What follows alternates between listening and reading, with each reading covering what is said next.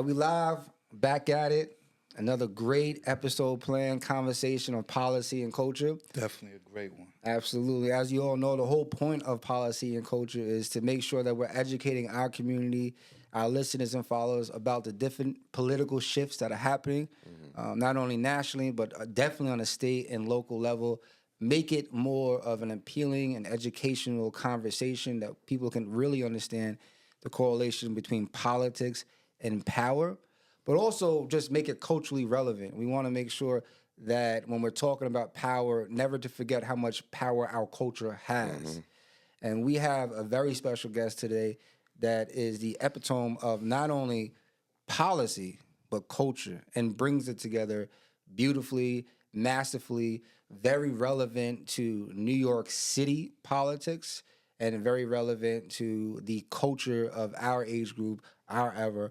So we're very blessed to have this next guest. Took a trip out here to come and sit with us. So again, thank you for that. And I already know. I went to college out here. Oh, you did? Yeah, so I was like driving out. Where you went to school at?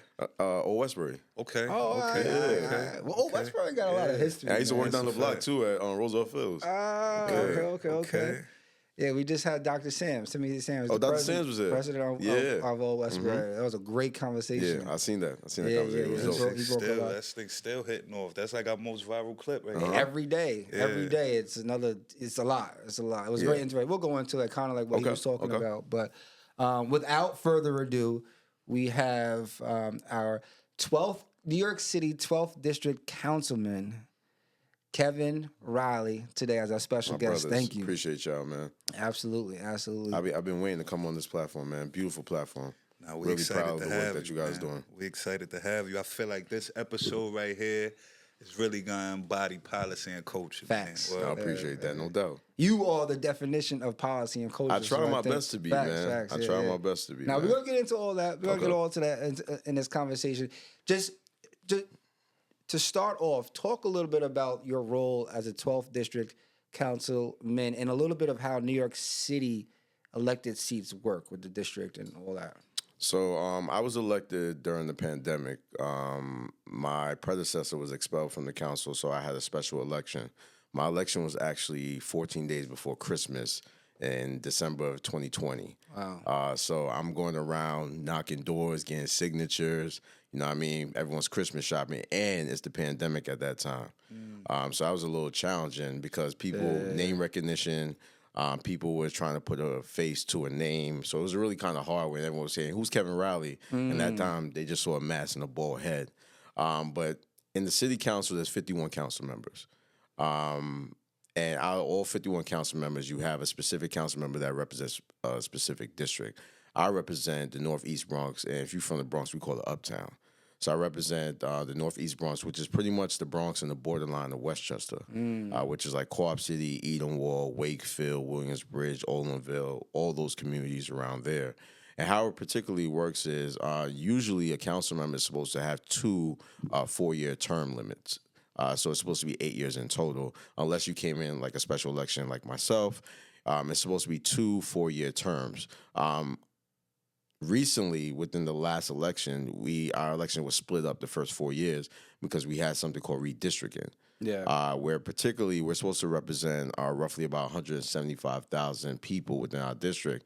And due to people moving out, due to people coming in, you have some council members that had less district and some council members that have more in the district. So they did redistricting. So currently right now I'm going for my last, term, which is going to be the next 4 years. But typically the job of a New York City council member is we have oversight over the city budget. This year's fiscal budget is going to be $115 billion, which I want to talk more into later on. And also we have oversight over city agencies. So you're talking about like NYPD, DEP, Department of Environmental Protection, DOT, Department of Transportation. A council member has control or oversight over those specific, agencies, and that's pretty much what we do. And being set that legislation as well. And being that you said that, right, you're from that actual area that you're governing. And that's what we kind of want to explain to people out here with policy and culture of the benefit that is. So it's like you just said that you kind of overseeing millions of dollars. Why wouldn't we have somebody from our neighborhood in that position to make sure that our community is getting those resources? So what we say in Long Island is basically we need people representing where we're from. Kevin Riley knows the Bronx neighborhood. Where you say you from? Uptown? Uptown, yeah. So it's like, I'm pretty sure people probably knew you on a first name basis, just being from around the neighborhood. So how important was that, just being from the neighborhood? How important was that in your race? I think it's incredibly important because you understand what the neighborhood is kind of going through. Like, one of my biggest like accomplishments in my hood is really bringing like the YMCA there. So like growing up in my neighborhood, there was no like safe space for people that live in different parts of the neighborhood to kind of congregate and network with each other. So when we bought the YMCA, you know, when I was working with Carl Hasty, that's my mentor. I worked with Carl Hasty in 2008. So in 2008, when I was out here in SUNY Westbury, I joined a frat, Kappa Alpha Psi Fraternity Incorporated. And I'm at Nationals, and one of my old heads, his name was Jonathan Hicks, God rest his soul. I would not be the man I am today without John. So John was a publicist for the New York Times, and he took me to a lunch with him. So we had the lunch. I didn't know anything about politics. And like people look at me like, yo, you always want to be a politician? I'm like, nah, fam. Like, come on, man. You're like, I'm from the hood. Like I don't want to do this. My father used to hustle back in the day. I thought my entire life I was going to jail. Because when I was younger, I used to visit my pops in jail a lot. So I used to go see him, and as I'm visiting him, I just see a lot of different people that look like me. So it's like, all right, cool. And when I thought about politics, I only knew about like white politicians. You know what I mean? Like that's that Bill Clinton, you know what I mean, time where you don't know about no politicians that look like you. So John took me to this lunch. I'm like, all right, cool. I go to the lunch. Carl's there and Ruben Diaz Jr. there, the former borough president. And they were deciding on the moves that they made to put them in powerful position. And as they was just chopping it up, I heard them talking about music, basketball, you know what I mean, just kicking the shit. And I'm there like, yo, this is dope. Like, these are just regular cats, you know what I mean? Like, and I always like helping people. And I got the internship. You know, you always get told like, yo, get the internship. And as I got that internship, my first job was 1 block away from Carl's office, which was the library. And when I was working in the library when I was a teenager, everybody's coming in there trying to utilize the computers. Everybody's coming in there utilizing it as a child care facility because you can't afford child care. You leave your kids there for the majority of the day. But then when I'm working in Carl's office, people coming in there, they don't got food in their fridge. They got immigration issues. You know what I mean? You learn about different issues that's going on in the neighborhood. I'm like, yo, this is crazy. You know what I mean? And I was a constituent liaison in his office. And these are people I live around. Like, I'm going to the Central Bakery on Gun Hill Road. I'm bumping into the person that's coming into Carl's office for help. And I'm like, yo, I live around these people, and I want to make sure I'm helping them.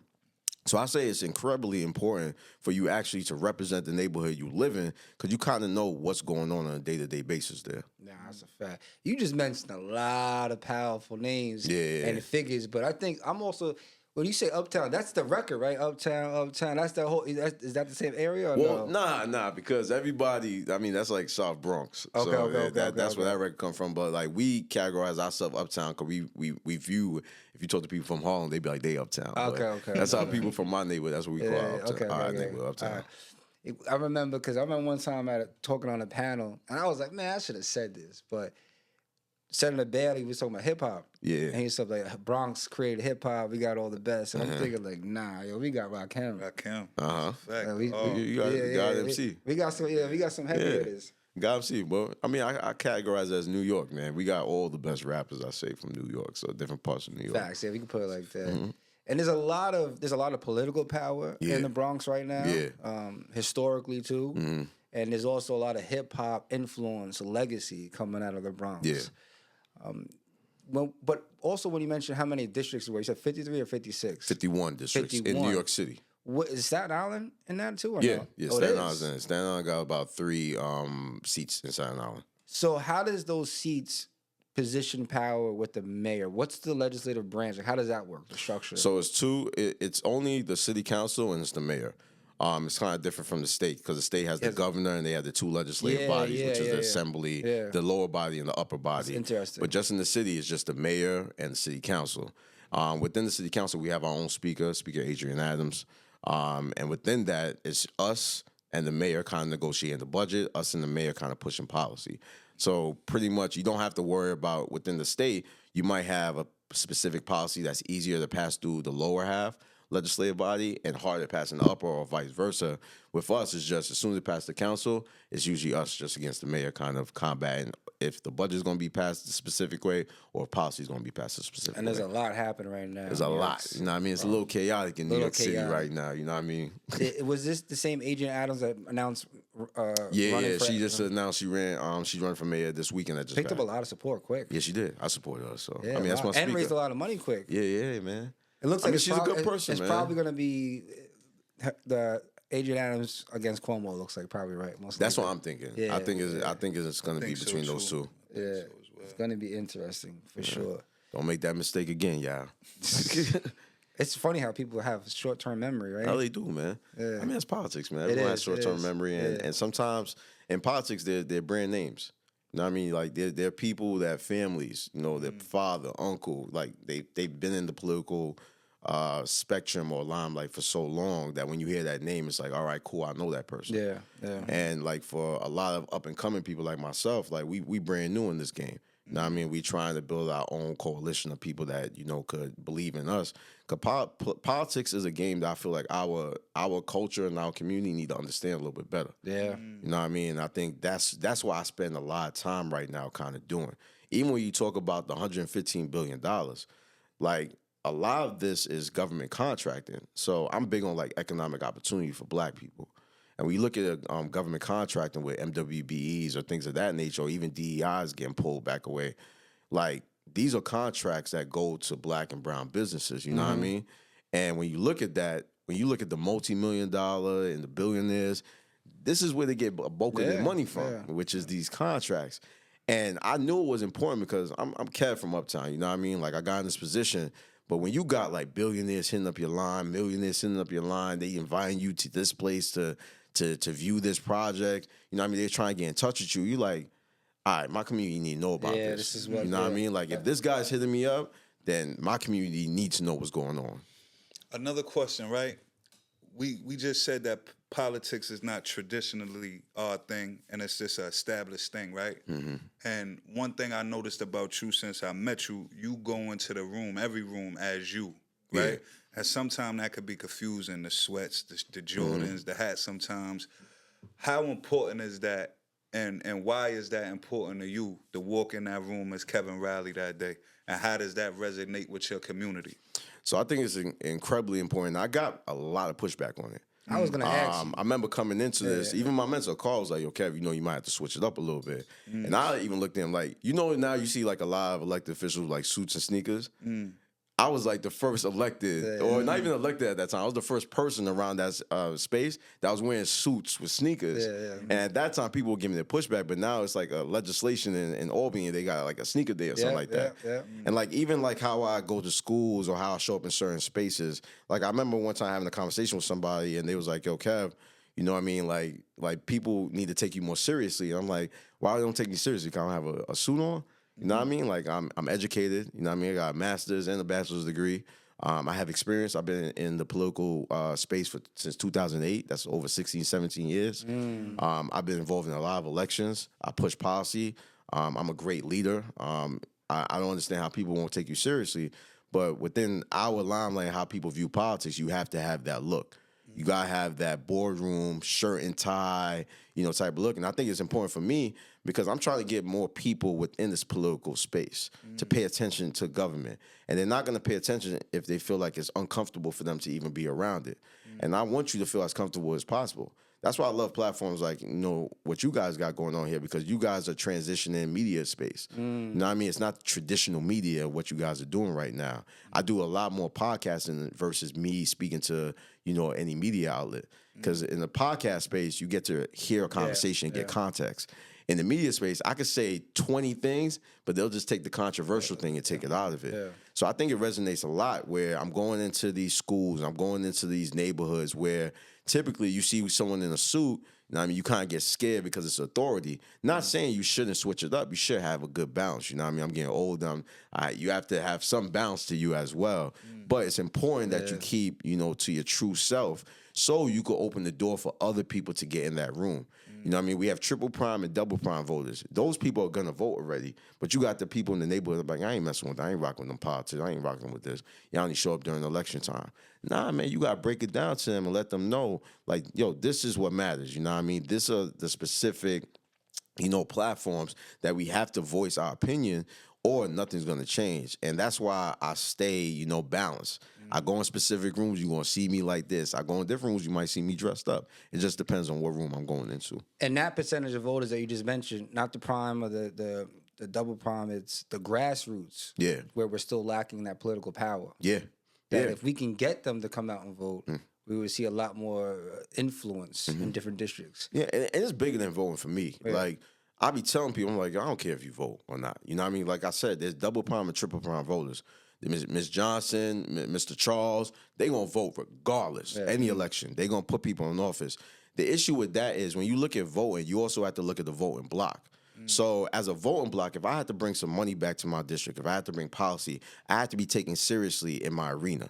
Now, if every election, if I had to deal with the mayor, right, and the mayor's going up for re-election, he wants to make sure that I'm good to District 12, I have to showcase that I have a strong backing behind me. Yeah, So if only 2,000 people coming out to support during voting time, and I'm here pushing back against a shelter that's coming to the community or a bus lane that the community probably doesn't like or wants to support, it's hard for me if I don't have that backing behind me. Now, if you have a strong structure behind you, and that's what politics is creating that strong structure behind you, you're heard a little bit more. Absolutely. You know what I mean? Like, and I think that's what the people in the neighborhood kind of got to understand. So it's bigger than voting. You got to be civically engaged. These boring hearings that we have, you got to tap into those hearings. You know what I mean? I do something in my hood called community conversation. It's not a town hall, but I pick a specific topic. It could be public safety. It could be aging in place. I speak about policy that I've done. I speak about funding that I've allocated to it, but now shut up. What y'all want me to do? Yeah. And I'm able to get ideas. I just introduced Intro 643, which is creating an indoor hoop space. You got your tournament, right?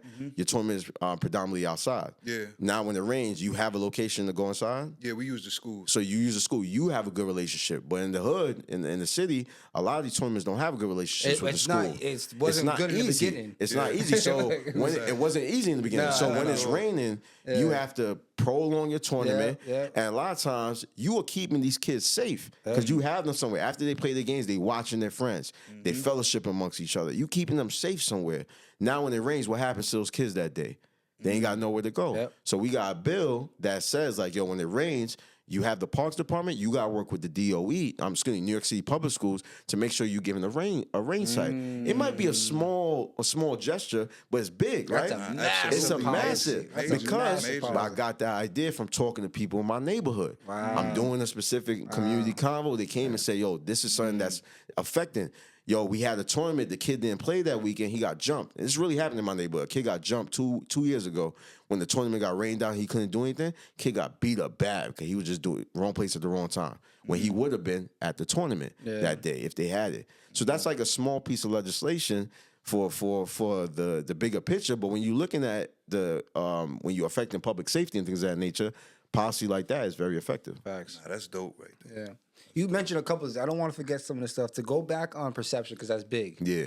A lot of times it's like you got to wear a shirt and tie. But then at the same time, it's like we also struggle with what's this look of not caring or a street look. So it's definitely a fine balance. And one thing that's interesting to me is when you have someone like a Senator John Fetterman that in a way is bucking against that traditional look. He's wild. Massive seat, massively. right? But it's like, But guess what? that's my point. You understand? Imagine me pull up somewhere. Do you think you can pull that off? Never. That's crazy. Never. Can I wear shorts with a hoodie in the chambers? No. I'm going to be. And he's doing that in the chambers? I've seen him pull up to the chambers like that. You know what I mean? wild. Or even the building. I'm saying the chambers, the building structure of it, because they have offices down there too. But I mean, that's him. I love what he's doing. You know what I mean? No, That's I agree. I'm just saying, like, if it was us, we could never do that. I agree, because I'm saying, like, when you think about it, because I'm torn between that too sometimes. Yeah. Like, definitely not that you have to look a certain way. It's an interesting balance of what to wear sometimes at what events and being mindful without code switching. Yeah. Especially within our community. But when I see someone like him, like he's just getting away with it. No one's like, there's a little bit of a pushback, but it's not. How much of a big deal they made for when President Obama wore a tan suit. I was just about to say that. So if you look at like we got swag, you know what I mean? Like not saying anyone else, but I'm talking about us. Yeah. Like we got swag. There's different ways how we want to present ourselves. So even the way we wear our suits, we might wear a suit with a t-shirt. Yeah. You know what I mean? Like, but in certain rooms, they'll look at that and frown upon that. That's disrespectful. It's disrespectful. They get mad at it. Yeah. Though. You know what I mean? Like, but that's just our swag. You look like you got a t-shirt and suit on saying that's a good look for you. You know what I mean? Yeah. Like, but you'll be looked at and viewed like, I mean, professionalism is not there. You got to look at it from both cultural ways. Yeah. They frowning upon that. Our culture, if you coming in with some corny sneakers or you not really dressed apart jeans-wise, people talking about But let's talk about that, though, right? Yeah. Especially on Long Island. That's a great point. Yeah. That's where it's so important to have our demographic and the next generation be civically engaged. Because when you have people that's been in office for so long, you know what I mean? And a lot of people's communities are changing. It might have started off as predominantly white at the time when they got into office. That's true. Yeah. But as time progresses, the demographics there change.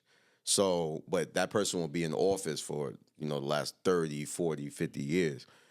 Number one, I don't know how someone could do it that long. I've been in office for 4 years, and my head is like, this is crazy. You know what I mean? But like, we're not participating. You know what I mean? Like, voting is a very important aspect because when you're voting, you know what I mean, you got your elected officials' ear a lot. You're not going to have all those elected officials that's tapping in with everyone like me. I don't give a damn if you vote for me. I say that all the time. They be like, I ain't voting. I'm like, all right, cool, that's fine. Anyway, can I help you with your problem?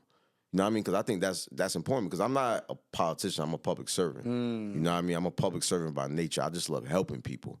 You know what I mean? I also understand that I don't have all the answers. I also understand that I'm not smart in every single issue. So I pay attention to the people who are professionals in those issues. I was elected to be a leader, and that's what I feel like a leader is. Yeah. I'm not elected to be a dictator, and I feel like a lot of, you know, elected officials have that kind of dictator mentality. I was actually just having lunch with an individual that works a lot in state politics, and he was mentioning one of the things that they're looking for, and gave me an example, is the Orthodox Jews in Brooklyn and how powerful their voting bloc is and what they can get done with that voting bloc. If it's from grants, if it's from potential contracts, even to the point he gave me an example is where when they have their schooling, the actual education curriculum is specifically curated by them. So they're not even like accountable to New York State educational curriculum. And he was saying that's because of the power of their voting bloc. What they got, like their own school? Yeah. Oh, okay. Yeah. In New York. It's crazy. That's why it's important for us to like organize amongst each other on the issues that we care about. You know what I mean? Like, I feel like a lot of the times they stress or put so much emphasis on issues that are not the majority issues that are out there. But there are issues within our community. Like, when you think about our community, what's the biggest issues for like black people? We want like ownership. You know what I mean? We need to own stuff. We don't ideally own anything in this land, whether it's real estate, whether it's you know, stocks and bonds. We don't really own anything. So I think like focusing on economic empowerment, making sure that, you know, the education system is a little bit better. Why public schools in Manhattan?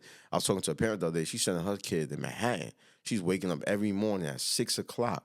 You know what I mean? Driving all the way to Manhattan to send her kid to school because she said the schools are there better. In our district, I'm thinking the schools are doing pretty good job. She's like, nah, they're not reading at the level that they're not reading at. And then you kind of look at the budgets for each of the schools. It's like, all right, cool. You know what I mean? So it's like we have to kind of organize our communities a little bit better. And it all starts, I'm sorry, y'all, it does start the voting block. But I'm going to even go deeper. You have to be civically engaged, bro. Like, after you vote for someone, that's cool. Now they're in office, make sure you're holding them accountable and tap into what they're doing. You know what I mean? Like I know me, like I'm very big on doing things like out of the box. You know what I mean? Like I took the kids from the Bronx, I took them down there. Invest Fest. You know what I mean? Like that was something big. You know what I mean? I handed out oxtail and goat for Thanksgiving time. You know what I mean? Like I'm doing stuff like that. And oxtail's not cheap these days. It's not. I'm doing something called Chop It Up, where I'm taking policy talk to barbershops. You know what I mean? So I did like 2 of these when I'm in the barbershop. I got a piece of legislation, Intro 975, opened up an Office of Black Male Excellence.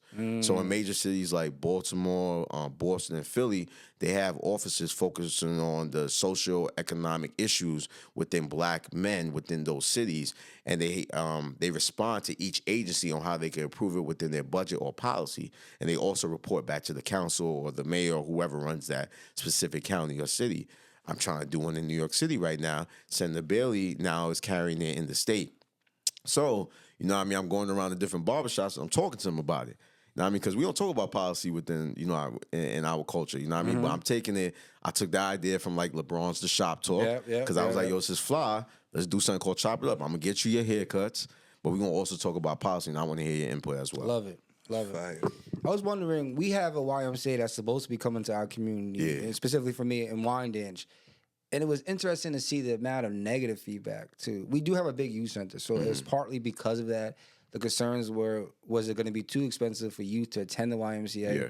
And then also, would it impact the youth center?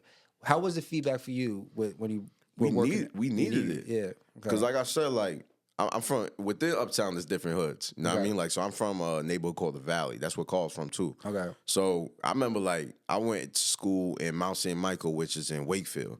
I had to always walk by Edenwall every single day. I would get into brawls walking to school just because where I was from. Now, when you look at it, basketball was like a lane that really helped me when I was growing up with church and other aspects as well. But, like, there was no, like, community center I felt safe going to. You know what I mean? I can't go to Edenwall because, you know what I mean, I'm from the Valley. I can't go to ECG, which I went for a little bit, but when the Valley and them started having issues, I couldn't go there anymore. So there wasn't somewhere that felt safe. And at the same time, these community centers are run down. Yeah. You know what I mean? It ain't like these community centers at the top of the art. Yeah. Now, there was a coalition, the Northeast Bronx Coalition, which was formulated like in 2001. Like when Carl got into office, you had these community members come together. So they was pushing for a state-of-the-art community center. When Carl got in position as a speaker in 2015, it started to come into fruition when he was partnering with federal, state, city government, and private investors like the YMCA that wanted to bring it there. So to answer your question, there wasn't a lot of pushback, but people were giving those comments like, is it going to be affordable? Is it going to be safe? You know what I mean? We don't got security there. You know what I mean? Like, it's affordable because Carl, myself, and Jamal, we give funding to the Y. So we do like second grade swim there. I'm doing my team basketball program that's about to kick off there. So we got a lot of pushback, but once people start seeing, we're going into like a year 4, I think. Once people start seeing like how positive and how good it is, like everyone loves that YMCA now. Nah, it's dope. Yeah, I mean, it was beautiful. Everyone hates change, man. I know, it's crazy. Everyone hates change until it happens. It's crazy. There's so much stuff I want to ask you. So, Yeah. but can you take us back to, let's say, like 7 years old, 8 years old? You mentioned already some of the inner workings with your pops and also like your first internship. But I'm very curious, even before that, your path to getting that internship. Like, what was kind of going on? You mentioned growing up in the church. Yeah. Honestly, I'm a pastor's son, so I definitely grew up in church. That's how I met Drew, actually. Oh, word? At my church. All right. My family's church playing ball. They built the church, like, right on my block. They was building a church, and they had basketball courts that was, like, on the back of the church. So we used to stay up there, then they created, like, a little basketball camp. So everybody from the neighborhood came over there, and me and Dan was, like, locked in since. And I was nice back then. I was all right. I never grew. I was 5'11" at 11 years old. Never grew again. But it was tough back then. And definitely met Drew. We played ball. And obviously, Drew's way better now and did his thing. You used to have to post me up back in the day. That's the only way I said. Now, facts, we had a one-on-one competition. The whole campus watching. And I'm like, I'm not losing. He was like, what? 5'6" at the time. Man, little. You got your rematch recently, man? Come on, you got I probably caught him like when I was in college. Put him in the blender now. Yeah, I gave up in college. I grew to 6'2", 6'3". But I say that because I'm hearing you. There's a couple of similarities, and it's always been interesting the relevance between the church, and also community, but politics, in a way. And how does that blend into somebody, especially a young man? So can you just talk a little bit about those early years and your journey into, let's just say, into SUNY Old Westbury? So, like, when I was 7, that's when I saw my pops. So my pops used to hustle back in the day on, like, White Plains Road. He got his life together. He came out, but that's when they had the 3 strikes law. So this lady was bothering my sister on the block on the train, trying to fight my sister. My pops went over there to discuss with him, like, yo, leave my sister alone. So they called the police on him. The last time I saw a black man within my household was him in handcuffs. Taking him out. Like I said, I used to visit him all the time. I visit him so much, I used to tell people the best chicken wings I had were in the vending machine in jail. You know what I mean? Like, that's how much I used to visit him. So you could just... fire, though. Yeah, they all definitely fire. Definitely fire. But when you look from, like, 7 years old to, like, 17 years old, I went through a lot, yo. Like, my mother, it was 3 of us. My mother's working 3 jobs at the time. So it's 2 boys. My sister was 10 years older than us, so she was like a mother figure. But we trying to figure things out in the neighborhood, you know what I mean? So we doing knucklehead stuff. You know what I mean? I joined a gang when I was in high school. I was doing, like, stupid stuff, just following people. And because I felt like I needed to be protected. And the important thing about the church, and why I bring this up, is the church gave me, like, an avenue, like, to meet different people, like, different young people that were growing up in a similar situation but trying to, seek better for themselves. And then you got these men in church that we need that. One thing, us as, especially black men, we don't admit, we need that affirmation from, other men, out there. That's why, a lot of, us when we were younger, we did stupid stuff trying to get affirmation from our friends. Yeah. So when you get the affirmation from a father figure or older person that be like, yo, you need to do it this way, you need guidance this way, I realized how much that, really elevated the person I am today and really, poured into me as well. So going to church, they had like some program called Youth on Friday. So I was going to church. Even though that time I was still going through that, chaotic time situation, I went to Mount St. Michael. I graduated from there. I was supposed to go to SUNY Binghamton, but I didn't because I got my SAT scores late. So Old Westbury was the only school that accepted me.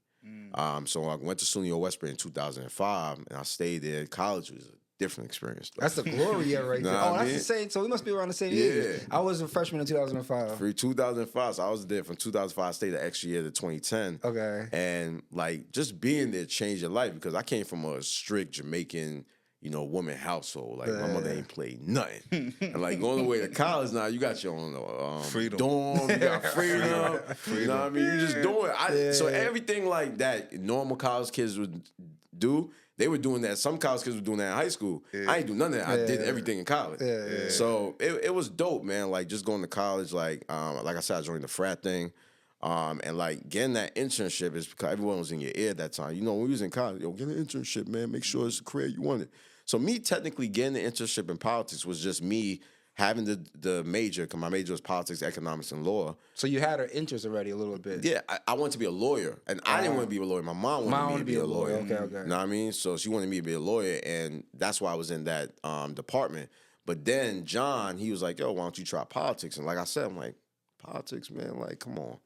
Like, that ain't for me. Like, how'd you meet the guy, John? So John, he's my frat brother. We were at nationals. Okay. So we had nationals. That's after you do your undergrad thing. You go to nationals to get your paperwork and stuff.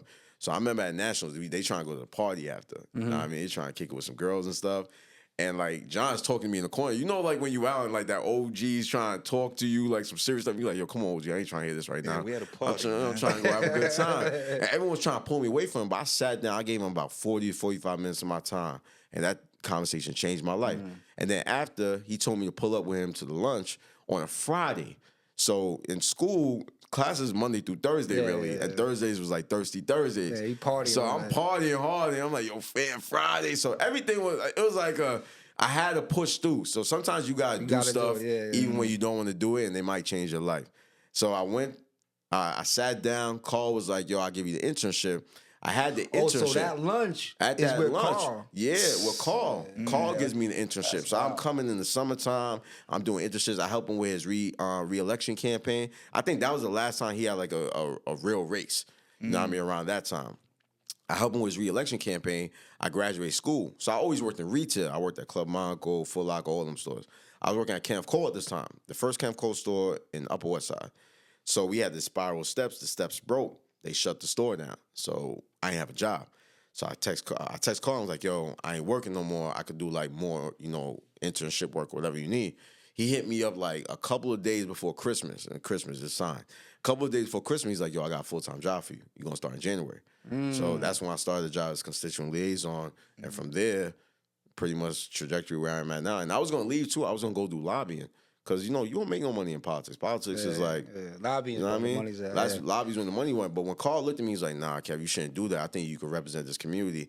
Yo, those words, man... When I say that, poured life into me, son. Because at that time, I thought my value was really low. You know what I mean? Just because what I was subjected to, just because how I was raised. You know what I mean? Not saying, my parents didn't pour into me. It's just the subjection or the situations that we were in. I was like, yo, I can't represent community. I can't be a politician. You know what I mean? I can't be called honorable now. You know what I mean? And it's crazy because as we was driving here, this principal called me. He's like, yo, I just ran to this student that wants to get connected with you. They've been following like your story and they love you. The other day, this kid did a Black History event, a Black History project on me. So like all these things is happening. I'm like, yo, it's just crazy that, at the time I didn't think I had so much value. But I have a lot of value, and what I'm doing now is kind of transcending to everyone else. Yeah, it's love it, man. Every single time since we've met, I've seen it. It's always been like a really dope moment where it's like I have a lot of love and respect for what you do. Great energy. Yeah, great amazing. energy. Like always, great energy. And that's difficult times because being an elected official, not that everyone has an ego, right? And you got to maintain a sense of ego because there's vultures out there. Right? Oh man. Like I came in with no ego, man. I came in on my kumbaya. People, they got me, bro. They got me. Quick. So being mindful of that, it's incredible to see that you've been able to still maintain like a sense of being present in any moment, and definitely, especially with, like you said, as young kids that are looking up to you, and I could absolutely understand why. Yeah. As a sort of say colleague of the same age, I have a high regard and respect for what you do and everything that you represent. And me and Drew talk about this all the time. We wish you had more of that here, Long Island, but luckily we have you here in New York, so that's still a representation. And, we got to do more of that on the island so that more the island, especially the communities we come from, we got a lot of young boys, young men, women too, sisters, young Black and brown people that have high potential. We just don't have that. We have a few. Sheila Bino, that just became state senator, is a great representation of Westbury and Long Island and whatnot. So, but there's still a lot of work to be done between that representation. I think y'all are going to change that, though. Because that's part of the mission. Yeah, I think y'all are going to change that because the circles that you guys are creating, you know what I mean, out there, and like even what you guys are doing like with the young people, you do that aspect of it with basketball, but they also see what you do with this, the podcast space, or even creating, like when I came to your event at the Coliseum, that joint was fire. You know what I mean? That joint was fire. Yeah, I appreciate that. I mean? And just having like different people there representing themselves, I think that's important. So I think you guys are going to change that. We're going into our third annual, actually, by the way. That's the crazy part. Man. April 10th. Yeah, April 10th. We got the basketball component to it this year, too. You got to pull up. Yeah, you got to come. No, I'm coming this year. I'm coming this year. You got to come the night before, too, though. We got to rock with us for 2 days. I bet. April 9th, we're having the party the night before. Okay. It's like a VIP lounge in the Coliseum. Then the day after is the summit, but then there's the game that we got. Right after. I bet. Yeah. So it's going to be like a full 2 days. I'm pull up. You mentioned meeting with Carl, and I'm thinking like, wow, what a powerful. Can you talk a little bit about how important it is? So now you have someone in assembly, but not just in assembly, the speaker of the assembly from the Bronx. Then you have somebody in the senator position. Actually, isn't Majority Leader Cousins from the Bronx too? No, she's from Westchester. Westchester, okay. Yeah. But then you have Senator Bailey. So you got who's the chair of the Bronx Democratic Party. So you have Speaker Hasty, Senator Bailey, and you have Councilman Riley. Yeah, man, I got those are my big brothers. How does that work though? But just in a trajectory of power for the community, can you break down? Let's just say, for instance, bringing back money and economic opportunity for the community.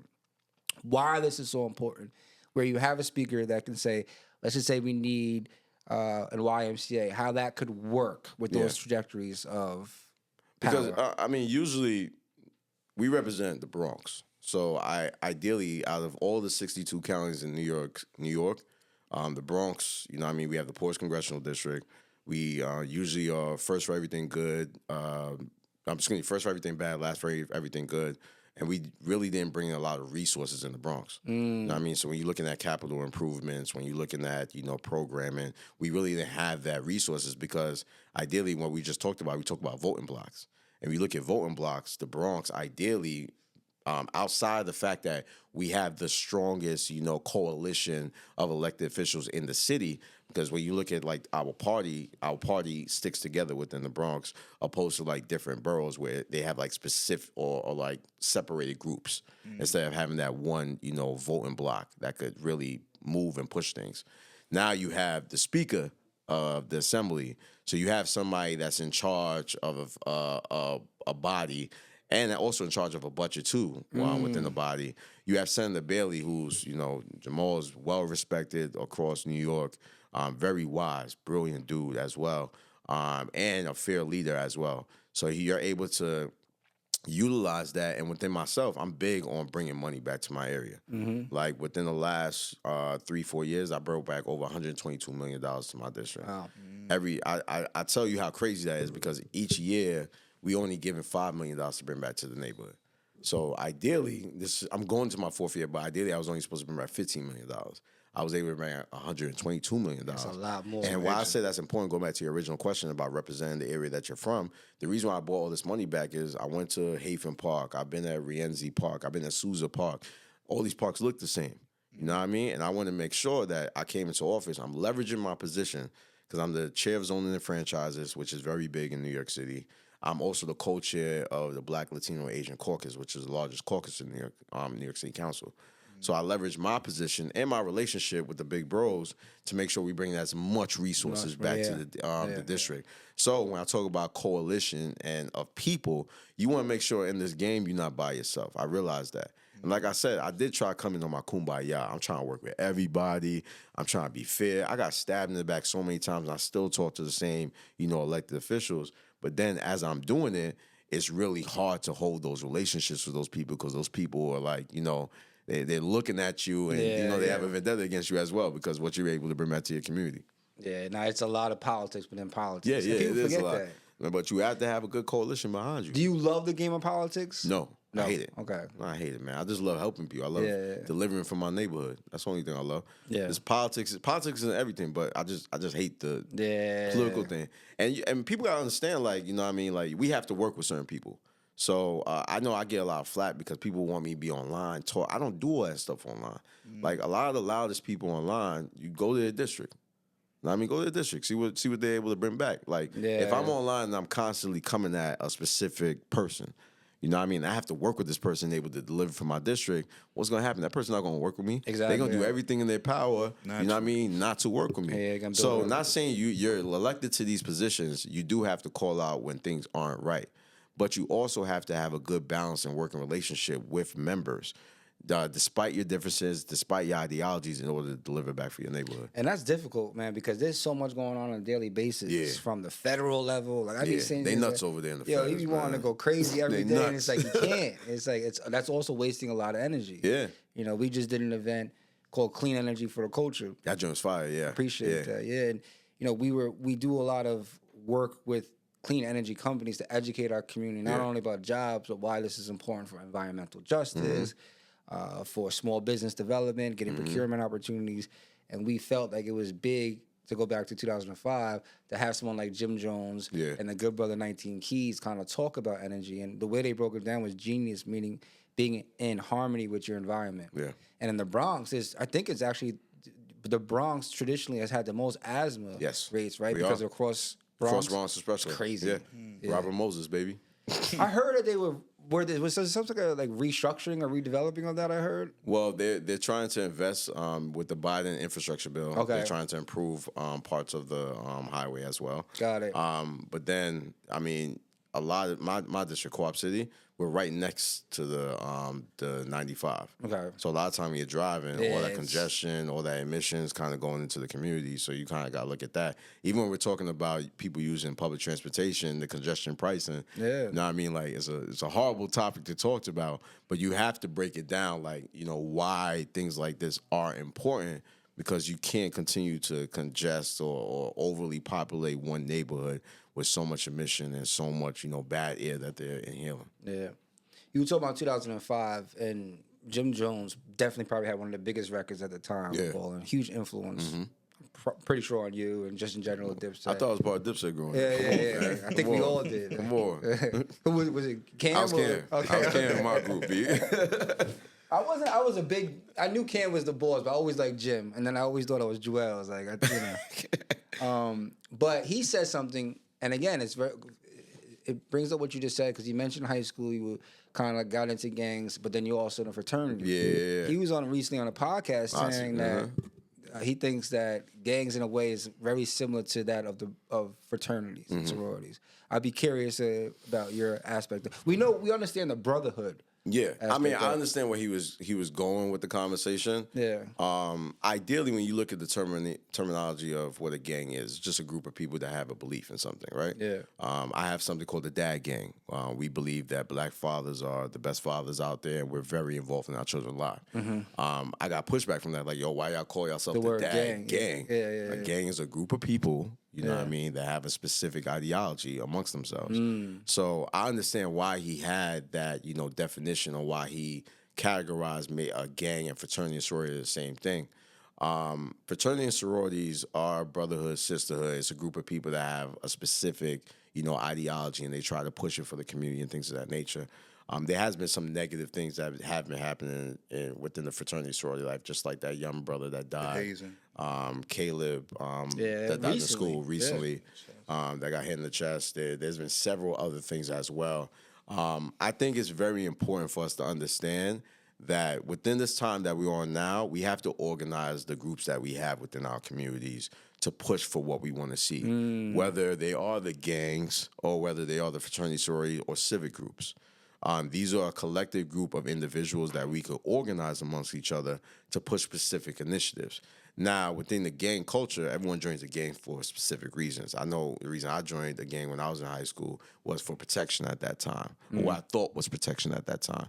Other people would join the gang for different other reasons. You know what I mean? So I think it's important for us to organize and speak about, because Jim also talked about, just because you're in the gang don't mean you're doing criminal things. You might be in a specific area and you were just raised around the area and now you're classified in the gang. You know what I mean? So I think it's very important for us to not just frown upon people because they wear specific colors, or they're in these 3-letter gangs or 4-letter gangs or whatever type of gangs the kids got now these days. I think it's important for us to organize, amongst ourselves as groups to make sure that we're pushing the narrative and initiatives for our people within our community. So I could definitely see where the comparison of both he got that from.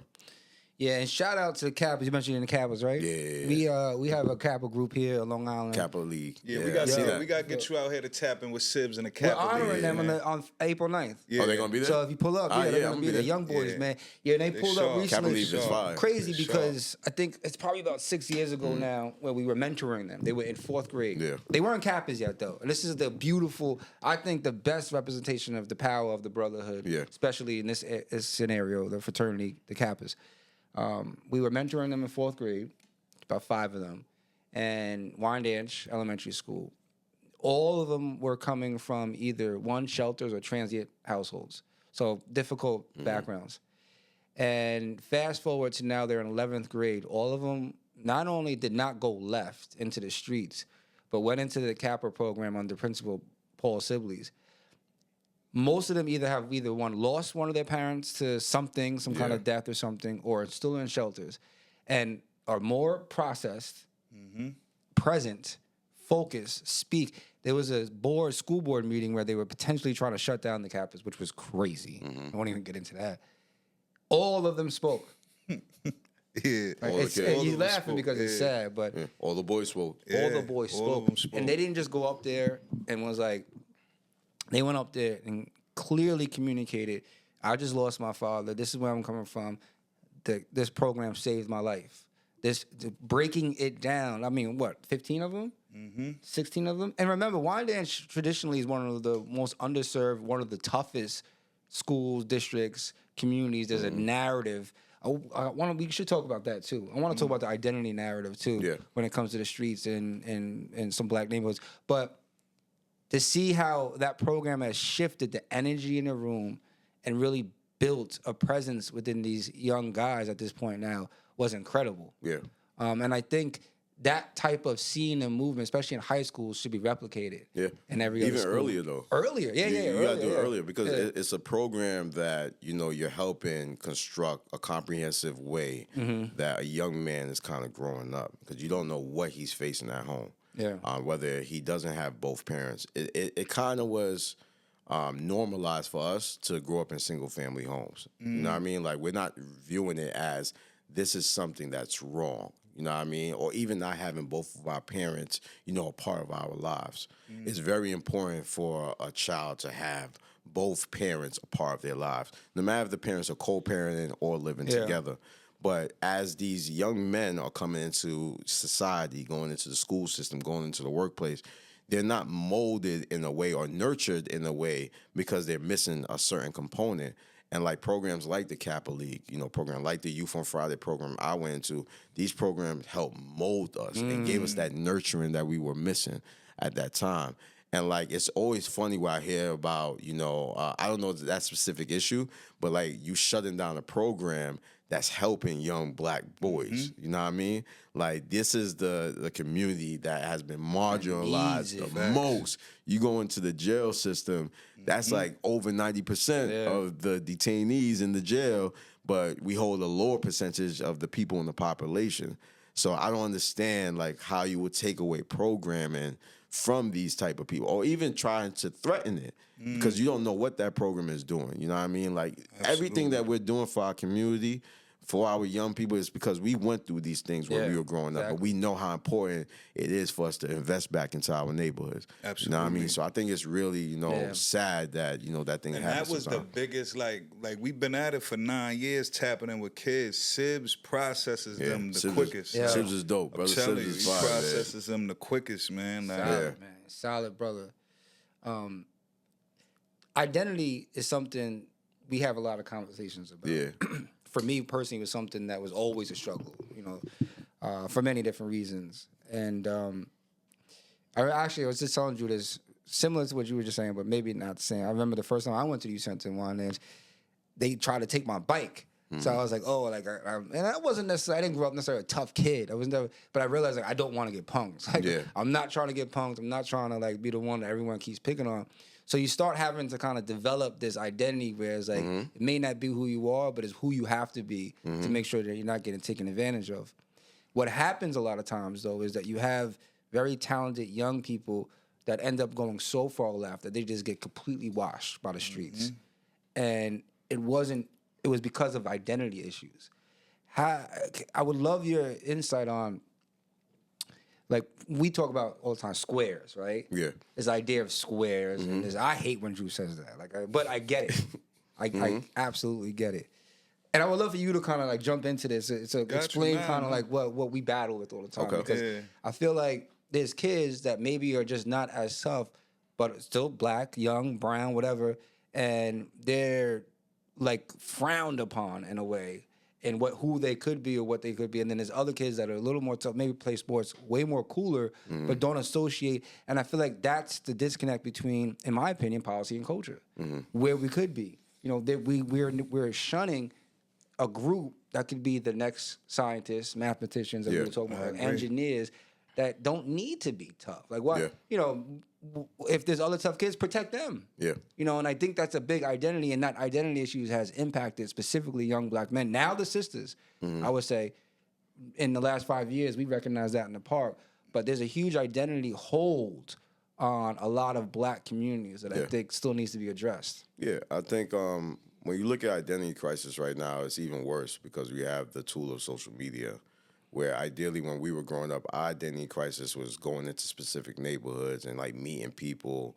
You're trying to switch your identity up, whether you have to become a tough person to protect yourself or whether you have to become a person who's a feminist or whether you have to become a person who is, no matter what type of person you have to become, you kind of change your identity. But now it's going at a faster rate where you have students, you have young people that's kind of looking online and they're like, yo, this is what's being praised out there. This is what's being honored out there. When you look at and this is a very popular video I've seen online when this dude said, yo, when somebody's coming home from jail, you know what I mean? I'm pretty sure you guys seen this. You got a stack of cash for them. You got new sneakers, a new outfit. You trying to put them on to game. You know what I mean? A young boy, a young girl graduate college. They're 4 years in college. They come back to the neighborhood. That's it. That's it. You know what I mean? Yeah, Like, nobody nothing. celebrates that. It's not honored the same way that other person, like, yo, you did 4 years. You was honorable. Like, nah, you did 4 years. You were honorable. You know what I mean? Like, you making our neighborhood look better. I think that's what we have to look at. Like, I hate when people talk bad about the Bronx. Like, you know what I mean? Like, I love Breakfast Club. When they say the craziest places is my Florida and the Bronx, I get mad at that because I'm like, yo, we got bright minds, you know, in the Bronx. It's just that they don't have the resources, you know, within the Bronx to showcase those bright minds. You know what I mean? The identity crisis that a lot of them go through is because that they're forced to go through it because of the surroundings that they're in. But now it's even worse for the kids because they're going online. Like, our young women feel like they have to look a certain way, have a certain body type to be felt like they're beautiful. Young men feel like they have to make a certain amount of money, which are putting them into some very, very, you know, dangerous situations. And I understand, like, yo, you it takes time. Like, you could build up your portfolio. You could, you know, learn about investing. You could, you know, build up your career path to make a good salary instead of doing something that's going to risk your life. But that's all the identity crisis because you're seeing online and what you have to be online. So that's why it's important for us to have groups, credible messengers. And I saw my son put this up, I think yesterday. He said, yo, we need credible messengers with motion. You know what I mean? And that's important. Like, they want to see. Yeah, they want to see. You know what I mean? They want to see, like, we were just talking about like that. you. Emotion, You know what I mean? Like, they want to see Drew. Like, Drew could switch it up. But Drew doing stuff for the community. Drew still looking clean. Dan doing stuff for the community. He got his wife and kids. He's still looking clean doing it. Like, you got to be able to see that. Like, yo, they got motion and they still doing stuff for the neighborhood. Let's honor that. We ain't got to honor the person that's doing all that negative stuff. So I think we have to start highlighting us a little bit more, and it starts with our culture. Facts. That's a fact. Yeah, definitely emotion is key. And appreciating those situations. Like, it's been situations where I see, like, coming from good situations, like you said, a relationship with Carl Hastings, right? That benefited tremendously. And I know people out here that got a Carl Hastings almost like as a father. And like you wouldn't even know that that's his dad, kind of. I mean, like, I just feel like that lane we got to make a little bit more appealing to our people. But that goes back to the identity. That's what I was saying is there's I mean, I was in a way kind of like battling that, right? In a way where my pops was trying to put me on this. I'm not listening. I didn't listen to anything until I was 30 years old. Yeah. You know, it took me a long time. So I do think like that goes back to the identity issue. Yeah. It's like people are just not listening. Yeah. And be goal-oriented. Like, no matter how young you are, just be like, yo, what you want to see yourself in 10, 20 years? Yeah. You know what I mean? I've been where you at. You know what I mean? I went with what you did. You know what I mean? If you want to do that, you have to go down this path, and you're going to have to listen. None of us wanted to listen before. Yeah. You know what I mean? My mother used to always say, you'll never know until you have your own. I got 3 kids now. I understand everything she used to say to me. You understand? So it's like, just understand, like, that person that came before you, like, you have to listen to them. And it's important. Like, and I listen to Carl a lot, man. Like Carl's an amazing dude. Like, the way that I govern is from people like Carl.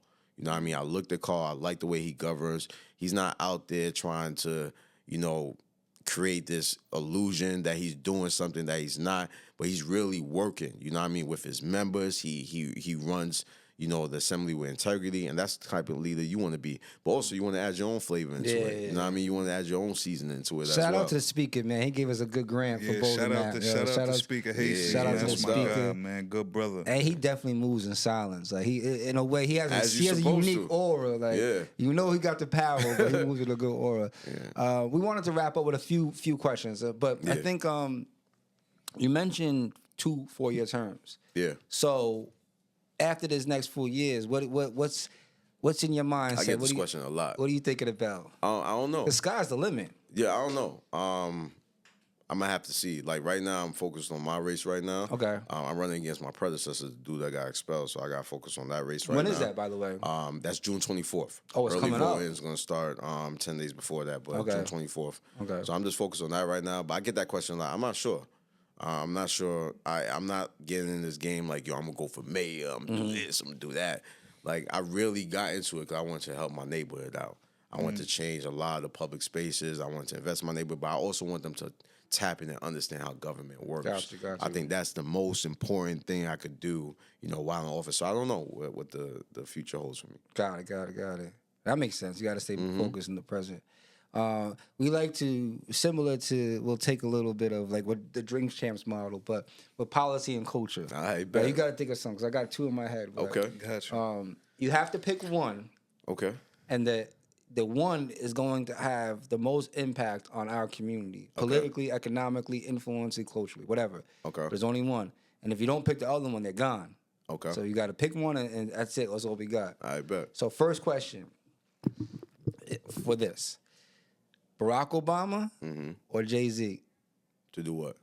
It's just this is the only person you have left to have the most impact on your community or our culture. Our culture. Politically, economically, socially. Like, I'm going to rock with you. We got, there's a limited amount of money, and we got to just have this impact. You can't have both. Only one. I would go Hove. Hove? Yeah. Okay. I'll go Hove. Over President Obama? Yeah, I would go Hove over President Obama just because, I think Hove has transcended himself to a different person throughout his time. And I think that's important for our people within our community to let them know, like, even you might start out one way, but you could transcend to another way as well and go into another arena. So I would pick Hove. We just met Barack as Barack. I'll pick Hove. All right, so this is going to be a tough one, I think. Okay. You want to take Nas or Speaker Hasty? Carl, baby. Come on, baby. That's my man right there. That's my favorite rapper, too. Okay. You peeped him at Caucus weekend? Yeah. Nah, he's a legend, yo. Legendary, B. Definitely a legend. I'm going to take mine to the sports because you're a basketball guy. Okay. Man. Where you going to go, LeBron or LeBron. Mike?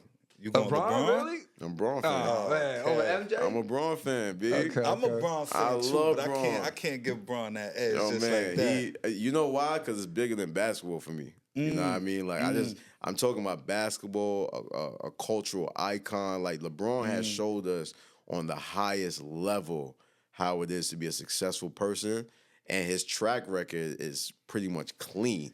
He has no track The most record. negative thing on him is that decision he made. How you feel about him running down on Stephen A. Smith like that for his son? I'm biased. I have children. I'm gonna always run down on you for my Well, kids. you're gonna say you could have him honorary dad again. Yeah, like I understand where he was coming from. 'Cause I feel like, what Bron did. Any parent's gonna do. I don't care what you say. You know what I mean? Like, we get into these positions. I feel like within our culture, we always gotta start from the beginning. Like, our people always wants us to get out the mud. While other cultures, they just lifting each other up the ladder. That shit gotta stop. Yeah, you know what I mean? Like, if I get myself in position and I could put my brother on or put someone else on, I should be able to do that. You know what I mean? Like, why do I have to make my brother or somebody get out the mud? I agree in certain fields, but I just look at in basketball, like, that's just such a competitive, like, you rise through the ranks type of sports that it's like, yo, bro, I've been putting in this work my whole life. I know you not supposed to be in the NBA, and I'm home on the couch right now, and you in the show. I can't, like... I think what Stephen A. Smith was saying, I respect a little bit, because he was like, yo, I'm not beefing with Bronny. I'm beefing with you. No, he is. But then he had the clip. He had the clip talking about Bron, and he had all Bronny's, like, messing up in the back of the clip. Like, he's talking crap about Bron, but he has Bronny missing jump shots. It's like, Bronny's getting the I guess all the attention because of his father. If he was just Bronny James, just regular Bronny James, you wouldn't even be here. You wouldn't even talk about him. You know what I mean? But I think because of his pops, he's getting all that attention. But I just, like I said, as a father, you know what I mean? I'm biased. Like, if, say, one of my kids want to be elected official later on, and the reporter is like critiquing them OD, I'm gonna go step to the reporter. That's just because that's my kid. You know what I mean? Even though the reporter has all right to do so, the same way Stephen A. Smith has all right to do so. When Bronny laces up his shoes and steps on the court, Stephen A. Smith is a commentator. He's able to make his, critique on him and his game. You have all right to do that. But I think, LeBron, he's feeling it from all different angles, and he's just trying to protect his son. You don't know what's going on in the household. His son's, what he has to deal with, like he's probably under a lot of pressure, his mental health. So he's probably like, yo, my dad stuck up for him. Yeah. And if I'm a father, I'd rather my kids saying like, yo, my dad got my back, opposed to what the general public thinks about me. No, that's a fact. That's real father, dad gang stuff. Dad gang. What's the brother's name? That Sean Williams. Yeah, he's That's dope, the founder man. He's of Dad dope. Gang. He's dope. Yeah. Shout out to him, man. Definitely Dad gang. Councilman, definitely an honor. We're very grateful for you making this journey out here to LA. I know Definitely it's not was easy. an honor, man. Hopefully Appreciate brought some water. That trip is crazy. Nah, I love coming out here, man. I'll come out here anytime. I love Long Island. Now, we definitely got to have you as our guest, man. April 9th, April 10th. I got you, man. We're the Future Summit. I'll follow up with you on the details. Again, thank you, Councilman. Everything that you embody, represent, is literally policy and culture. It's an honor for us to have you on this show. We look forward to talking to you in the near future. And I want to collaborate on y'all. Yeah, let's do it. We got it. We got to definitely put some stuff together. The sky's the limit, literally. Yeah. So, thank you again.